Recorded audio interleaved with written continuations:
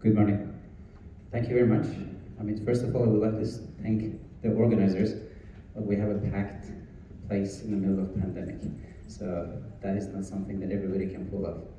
And at the same time, I'm very, very happy to discuss our topic because I just want to make it very clear because the topic is about integration of businesses and data usage in business. We are all using data. How we're using it is the point that we're going to discuss. And at the same time, we're in the middle of, let's just call it, more than anything else, a war on media and data. Meaning that we don't know what we're consuming, how we're consuming, and how we have to put it in our business. So I really think that's a perfect time for us to listen, and at the same time, I'm very happy with our panelists because they are very well known and at what they do, and more than anybody else, I'm the one that I really hope I will learn something from this panel. So I'm not going to take any of our very good speakers' time. If you don't mind, I'm just going to invite all of them on the panel, and then we'll start. Maybe you can just clap a bit.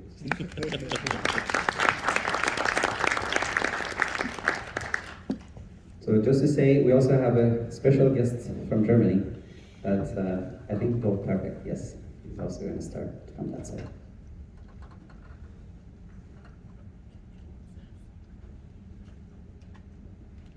Unfortunately, also one of our speakers is going to be a bit late, but I will try to see if we can make some time.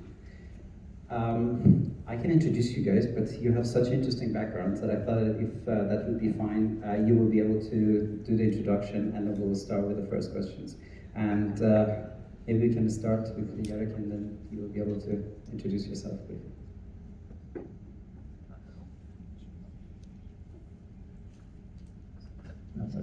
Okay. Good morning, everyone. My name is Jarek Kwiecień. I am technology head of City Handlowy. My background is the really banking. I spent 30 years in the banking sector, and from other side, obviously, I'm interested in the implementation of the new technologies which connect customers with the bank, not just being the selfish banking side. Thank you. Thank you very much. Good morning, Grzegorz Warpachowski, Compensa. I'm responsible in Compensa for digitization of business, for digitization of processes, including change management and with expertise in data, customer strategy, and as well IT architecture, bringing these IT solutions to serve business needs. Okay, hello. My name is Maciej Nawrocki. I act as a Chief Data Officer of Bank Pailhol. I can call myself dataholic, so the person that is focusing on data in different aspects. But I've been working for around 10 years in banking field, and before then 10 years in R&D of telecom. So also when we're a massive amount of data, maybe that's complicated, but not much more higher volume and higher speed. Thank you very much. And Henry? Yeah, good morning, guys. I'm Hendrik from tilotech.io. So I co-founded that company together with my two co-founders because we had the problem in a credit agency we worked before that we couldn't match data in real time and access it. And so that's why the company was born, because just data matching was a big problem and access to the data. So I think that's exactly the topic we have today. Okay, thank you. We still have one more very interesting speaker, Alexander. He works for Salesmango, and he also has his own very interesting, let's say, aspect. But we're just going to keep it, hopefully, as soon as he would arrive. But let's just try to be a bit more academic and start from the beginning with the whole data and metadata. And as one of us is a dataholic, I'm just going to start with you. Can you just explain a bit about the whole definition and what exactly companies have to understand when we're talking about the data integration, and then we can try to just be a bit more detailed.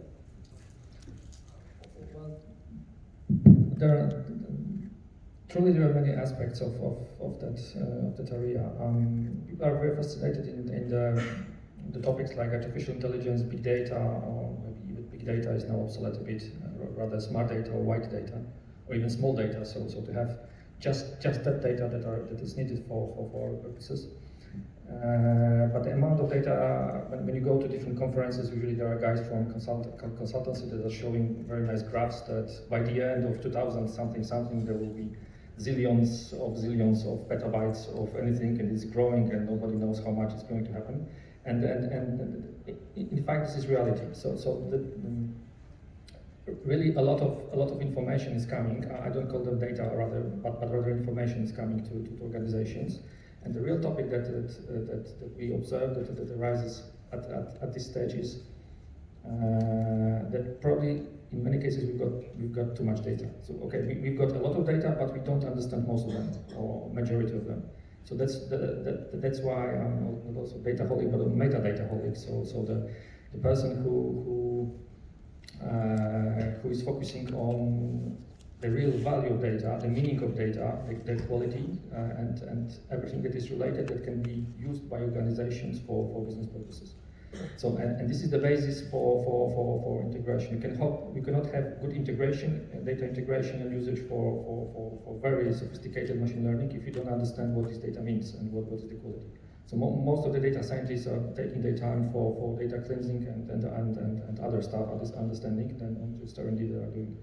So these are the topics that I would like to just open this discussion as your question came here, just to be very focused not on the amount of data but on information.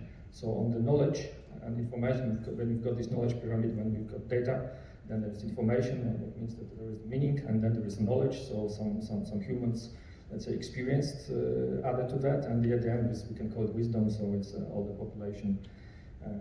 Let's say decision making. So we need to look at these data aspects from that perspective, not just to have a lot of terabytes of something, but just I prefer to have 1% of it, but to know what it means. So we talked about the data part, or let us say more information part, and now maybe we can try to talk a little bit more about the business aspects. So how do you think businesses can handle this in the best way, and maybe some good use cases from the integration point of that? Business is really heavily impacted by data and data usage.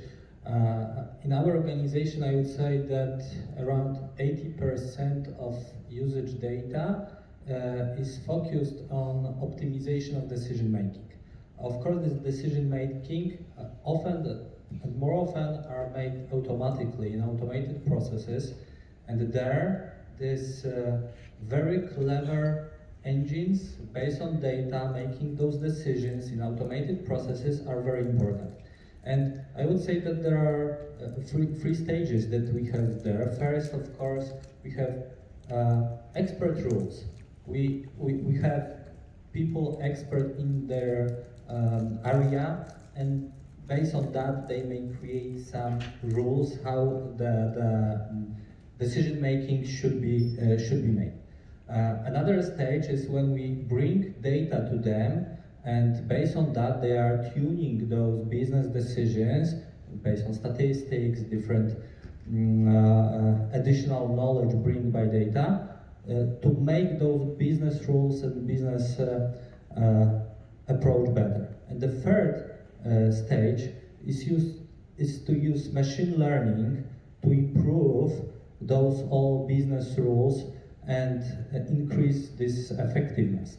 And this first and the second stage, I would say, if we will put those business rules to machine learning, to statistical algorithms, it will be probably between 60 and 80% precision of such decision making. If we apply machine learning, it's increasing around 70 to 90%. So we have specific improvement in our decision making in processes, and having that, we can go through the business and find use cases that will bring us profit. What we should be focused on, just looking for these business cases, of course, the processes that behind the processes are big money with respect or costs or revenue streams, because it will bring us bigger profit. This is clear. The second thing here is number of cases, number of leads or whatever, because those machine learning algorithms need historical data, many observations to learn, just to be really accurate in decision making. So this is second thing. And the third thing, which is very important, but it's not connected with data at all.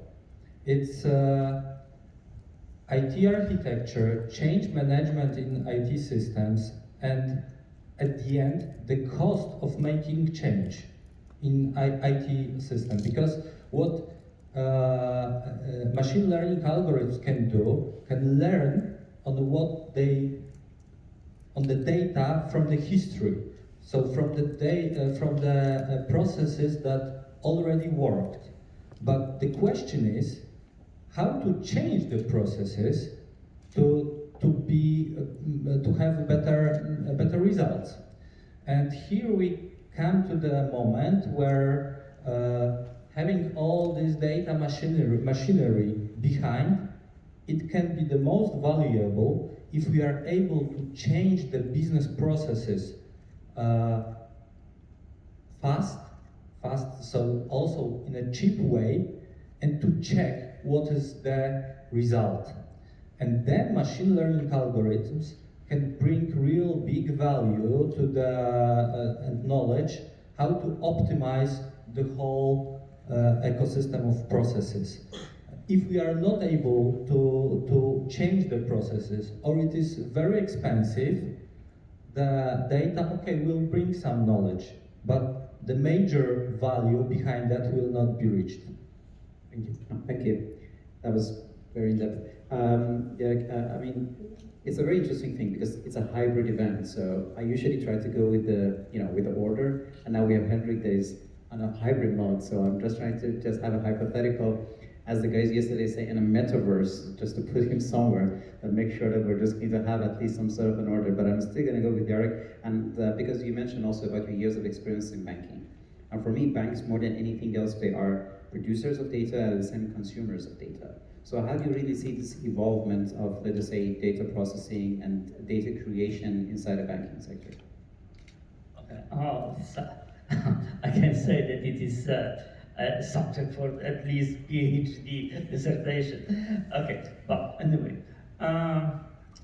you said producer, but you said also the consumer of data. Yeah, obviously all the data which bank operates on are the data which came from customer, one way or the other.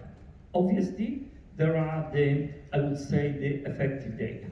There is a set of data which came from outside, like all the legal regulations. We had the presentation a while ago about the different regulations. Then this is as I said, source from customer plus the influence of the source data from the regulations. Okay. There are also another influencer of the data from the outside. For example, the rates, FX rates, which comes from the market. And then, effectively, in the end, we have the results. And this result is visible in the different forms. One is this, what customer can see as a result of the customer transactions. Second one is all the sell processes, starting from the acquiring customers through the fighting with churn and up to cross-sell. Then this again one area, and final area is this, what is related with the archiving and the moment when our customer decided to leave us. And again, all the regulations which require the data to be properly archived, first stored, archived, and removed. Then, if we look at all these components, the structure of the processing data within such organisms like bank, it's a combination of all of these components. And then from the few simple data in the beginning, we have the spectrum of the data in the output. I mean, I totally agree. Like, we have 40 minutes, but I think with 40 hours, we would be able to open up a lot of other doors. Well, I just said that would be for a whole different conference just about the data. If you don't mind, I'm just going to go with Hendrik, because you mentioned, Hendrik, that literally everything started with the whole problem with sharing data. And I was just wondering, maybe you would be able to just, like tap into this topic and then talk about, especially sharing data between sectors. Yeah, so the problem with data sharing quite often is that on the one side, you need to understand which data you are allowed to share and to share with who. And on the one side, I think with GDPR that got a little bit easier because it's now easier to share information across Europe. On the other side, as GDPR is not very explicit in many cases, it also got a little bit harder because now you have regulations that sometimes are quite hard to understand and to interpret. However, what we saw with most customers is that first you have the data inside of the customer that they try to use, and quite often that data is not properly accessible in many organizations. So we had customers that they had to limit their data to 5% of their decisions because they had to do real-time decisions, and on top of all data that was just not possible. That was also why we created that company, because we see that real-time is getting more and more important, so that in the end, when the customer approaches you, you can do the direct decisions and don't need to say, sorry, but we come back in one day and then you will get your result. So the customers demand more and more that they have direct decisions, and we saw that a lot in the buy now, pay later market. So you directly want to know during your purchase, can I purchase it on invoice or not? And for that you have to do big fraud checks because in the end you have to pay the invoice if the customer doesn't do. And I think that is a complete new challenge in the industry, that everything, also machine learning on top of the data, has to be very quick. And for that is also important that all the data scientists have direct access to the production data. So before we quite often saw that the data exported, normalized, aggregated, stuff like that, so that the data scientists can create their models on top of it. However, now where we have big events like Black Friday, we see that the data scientists shouldn't have the need to export the data, but to directly access the source systems and the data in the way they need. And also for that it is quite important that from the beginning you have the right compliance on your data and understand your data, as said before. Because I see the same, so better have 1% of data that you understand than 100% of data that is just around there and count gigabytes and it's useless. Thank you. I mean, some words like GDPR and compliant, again, like they have their own events and everything, and we really have to touch on those topics.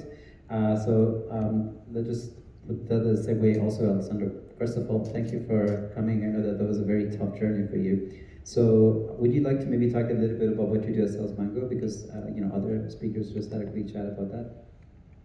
Yes, sorry again. That's not my. That was not on purpose. I'm not a rock star to be late for such a show.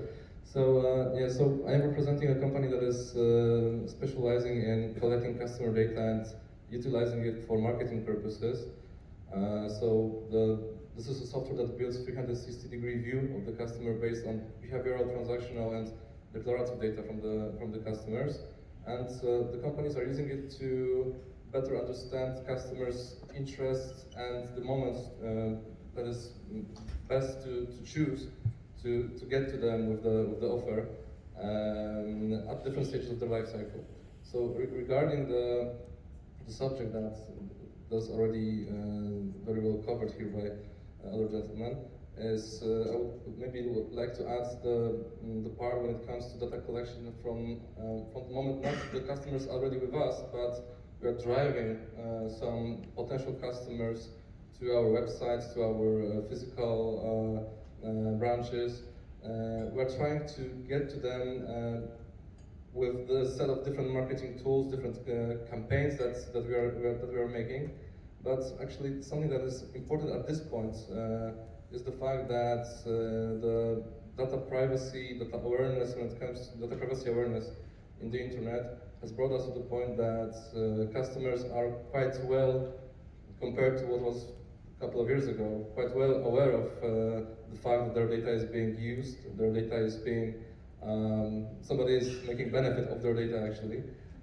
So there are lots of concerns that customers had, and according to that, and according to the debate that happened at the legislative level, GDPR, and also the technological level, as we've seen the debates between Tim Cook and Mark Zuckerberg regarding how the data of customers should be used. On one hand, we have more customer-centric approach. At the second hand, we have more approach that is try to utilize the data and provide better possibilities for companies that would like to use this data. So as a result of that, we are facing now the new phase of marketing in the internet, which means that we will not have the possibility of using third-party data, which means that if users are browsing the internet and companies such as Google or Facebook can collect information about their interests, they can tell if they're interested in traveling, if they are interested in taking a mortgage loan for their home. That's something that we will not be able to use anymore at the very same level as we have the possibility now. So what is important here is the fact that on the other hand, on one hand we have this trend that customers are getting more control over their data, but on the other hand, the customers are expecting that that companies that they are buying from or choosing their offers from should provide them with personalized experience. That from the first moment they enter the page or they are looking into the offer, they would like to see that the offer that is really interesting to them. If we will not be able to do that, we can lose the attention and the opportunity to sell to the customer. And I would like to add one thing to that, because as a response to the fact that Google will be phasing out third-party cookie tracking in the browsers, which will not allow us anymore to use the data from Google and Facebook as we had the possibility before, there are new possibilities that are related to collecting zero-party data. That's a new trend that is happening on the marketing market, which means that the companies are providing customers the possibility to share their data directly with them, to share their preferences, tell something about themselves, to get better customer experience or to get better offer. And there are quite a lot of tools emerging now in the market that help companies to collect zero-party data, that allow them to personalize the communication with those customers from the moment they enter the page for the entire customer journey. Thank you. I'm just going to ask a quick question. Is there anybody in the audience that have never heard of GDPR or RODA? Just anyone. Is there anybody that ever had a lawsuit about GDPR? Is there anybody that knows what GDPR is? Oh my God, wow. We have 3 superpowered people here. Isn't that funny? Like, nobody really knows what GDPR is, but nobody really get a lawsuit of that. But at the same time, we all know that GDPR exists. Like, what is GDPR? Data. Well, to be honest, as a data management guy, mostly we had such a saying, and in Poland we had recommendation D that was established several years ago, D like data, that is focusing on data governance and the proper setting up of different, let's say, data management responsibilities, data quality, and other aspects. And data, let's say, community, we are saying that if all organizations, we are talking about financial organizations, would implement recommendation D properly, there wouldn't be much problem with GDPR. So GDPR is another, let's say, is another booster for proper data management and proper data understanding. Because if you want to implement GDPR properly, first you need to know what you have, where you have, what it means, who's responsible for it. I always ask when someone asks me and would like to have an advice if his or her organization is data centric, I'm asking, do you have a detailed data flow map of across your systems? If you don't, you are not able to comply with GDPR, you are not able to comply with, let's say, some risk regulations like BCBS 239 and stuff like that. So it's all data centricity aspect, and of course it comes from legal, yeah, but in fact operationally it goes to data, not to IT itself, yeah, to the whole chain from business via data to IT, to hard IT, and understanding business processes. I also really like what you mentioned about the flow of data.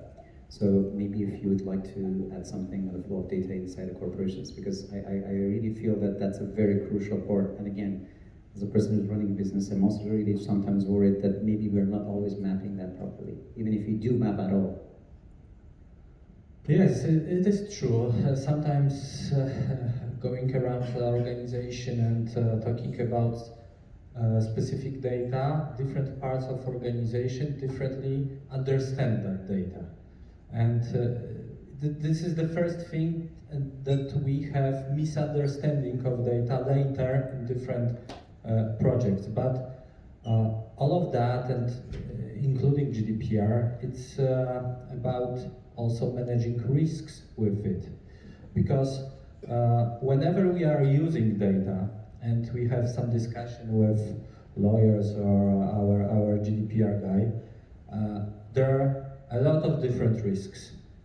And is it a case when we should do, okay, so there are a lot of risks, we are not doing anything with it? No, we have to manage that risks properly.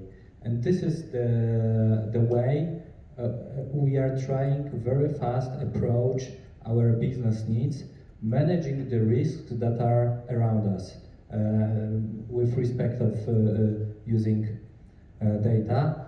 A few years ago, we identified, I think, the biggest risk that we have in our organization. What I mean, the single definition of a customer. Because we are after a few mergers, we have a lot of systems, and those systems are customer data. And how we know that this is the same person in one system, second, third, fourth? Come on. Jan Kowalski. This is the same Jan Kowalski or another one? He gave us his consent or not? Okay, in one data we have one telephone number, in another record another telephone number. Which one is correct? And this is the main challenge for us, identified a few years ago. What we find out that we have to build a centralized customer database, which is synchronizing customer data with all other systems. It is also a critical system for automated anonymization and all the GDPR issues, because without that, we may try to anonymize data in one system, and later we will see that we shouldn't have to anonymize that data because we have a court case which is registered in another system. So this is really very, very, very complicated. At the beginning, it was critical for us to have this unique identification and what is more of the customer and what is more important in real time. So we are doing it in real time. All the customer data are centralized in one system, and then this is one place responsible for the management of customer data in the whole organization. So now we know how to find our customer. Second problem that happens is, I think it's Article 17, like the right to be forgotten. And so how do we deal with that, especially in the banking sector? I mean, I can make it even more harder. I mean, you said 30 years of experience, so I'm just not going to make it easy on you. Also, if you can try to talk about the blockchain aspect of that, because I see more and more banks are trying to go into an immutable, let's just say, database that cannot also be manipulated. So now we have customers that we would like to finally map them, understand them, but they have the right to be forgotten, and at the same time, we would like to also be on a blockchain. For me, it's like a dead-end story, but I would like to know your solution. Okay. Obviously, many aspects of this might be discussed. Let me try to look at this from the following perspective. When we started to work on the GDPR project, our first look was first the discussion with lawyers to understand all the rules, to understand administrator of data, processor of the data, age rights for customers, what does it mean? For example, one example, I used here one example. All of you can imagine that seems to be one of the most important right in the GDPR for customer is right to be forgotten. And then when we talk with the lawyers, they said it's clear. You have to remove all the data of the customers after 5 years of the last transaction. So also, but from other side, you have to ensure that if the prosecutor asks for the certain data, even older than 5 years, you have to be able to present the data. Okay, seems strange and contradictory.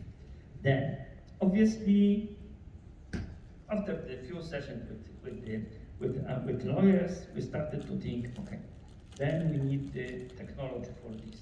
Obviously, we still have few questions, but in general, we understand what it is about. And then one of the options we thought about, okay, we've got the blockchain on the market, maybe we should think about this technology. Because we know about the one thing, in the blockchain, we have the connection from the beginning to the end, then even something is removed, then there is still the memory of everything from beginning to the end. But from other side, this technology was not mature enough on the market at that time, and then after some discussions, we came to the conclusion, no, let's concentrate on the traditional technology because we not 100% control the blockchain solutions. Effectively, we built in the mechanism for each of the GDPR rights into the several systems. Obviously, one of our problems was similar to what my colleague said about the not identical data of the same customers in each piece of the systems. In general, we have the single account opening system, then we are going to the one chain. But what happened then? Customers change their name, change their first name, change their family name, and then not all these data are being properly reflected in all of the systems. Then effectively, the implementation of the GDPR rights was not easy. It was over 2 years technology project, plus 1.5 the overall project, and effectively 3.5 year project. But still, there are few places which my doubts exist. For example, the tapes with the transactions from the older than 10 years, which from one side, customer can ask to be removed, and prosecutor can ask to be recovered on request. Recently, we had just question for the data from 2002, and then it was interesting discussion with the prosecutor. That's Okay. everything. I mean, thank you. Hendrik, just to let you know, so there are, I think, a few thousand Jan Kowalskis in Poland, and if this is not complicated, then there are Mateusz Nowaks. So how do we really do with identity matching and also the fraud detection? Because I think that is a very important deal, and I think you're tackling it in your way.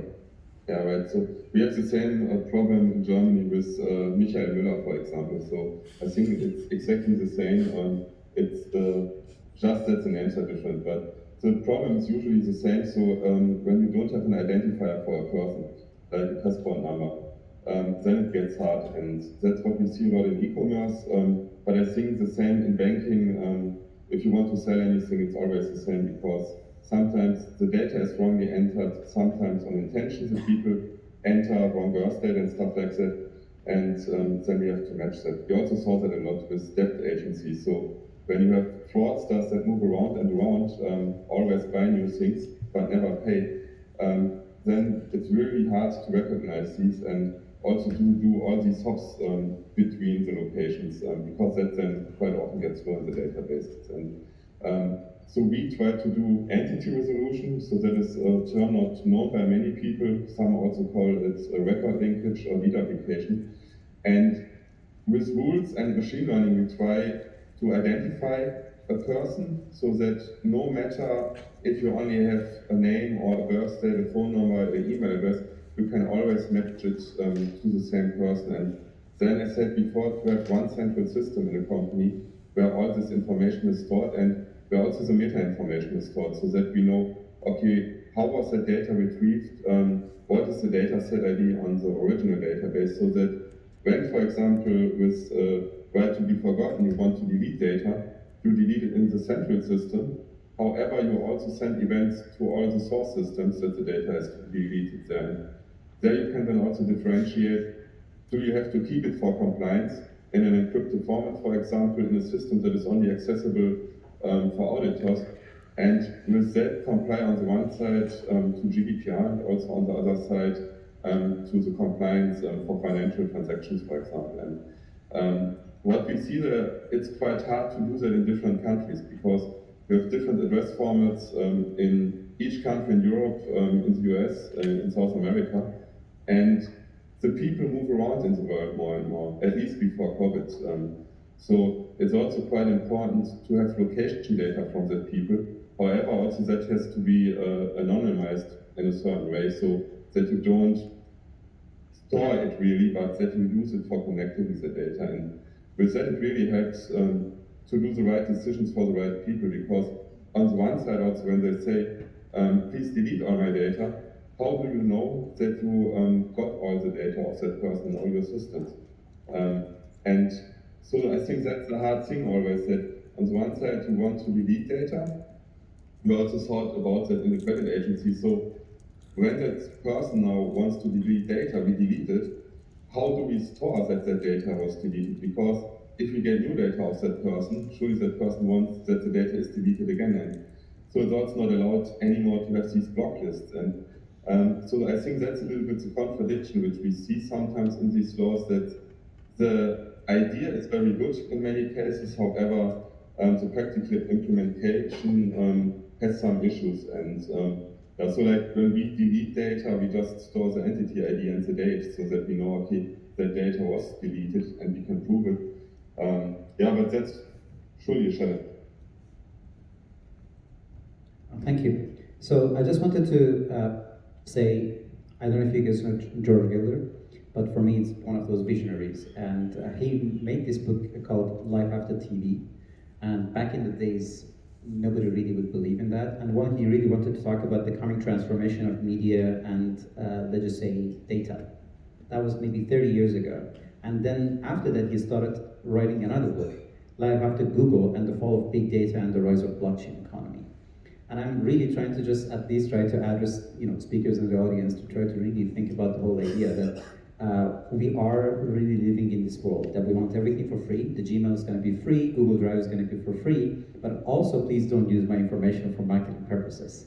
And that is a very challenging point. And because I think we only have a few more minutes, I thought that that might be a good segue to also talk about like what Sales Mango is doing, because you're literally doing marketing while you also have restrictions over GDPR, ethics, and so many other things that comes around it. So we want things for free, but we also don't want to sell our data for the marketing. So where do you see the sweet spot there? The sweet spot between, let us say, we want those data, but we also don't want us, let us say, to receive any marketing content out of that. Yes, that's actually the problem for many companies, that customers would like to receive personalized experience when they are shopping, when they are receiving emails, if they agreed on that. On the other hand, some of them would like to be tracked, some of them would not like to be tracked. The customers are using different devices, they are using different communication channels, they can see the offer on different sites or using different mobile desktop versions and so on. That very complicates the entire view on the customer. The sweet spot is one of the responses is the thing that I mentioned already, which is customers that don't allow to be tracked, they can still share with you some data, but they have control over it. So people are not allowing to be tracked when they enter the page. However, if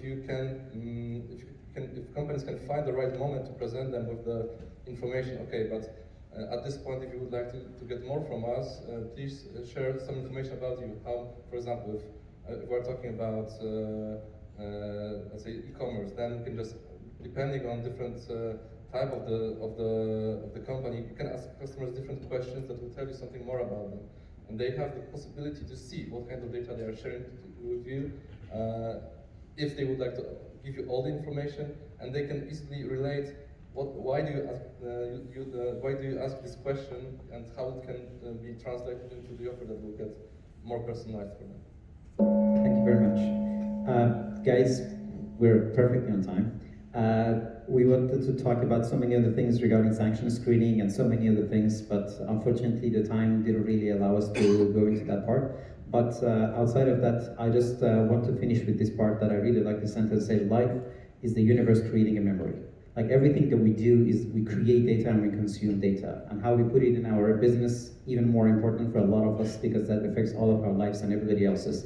And I really hope that we learn a lot from our panelists and we can put it inside our businesses and hopefully try to have a better life and a better business. So thank you very much. And thank you all of you guys also for giving us your time. Thank you very much.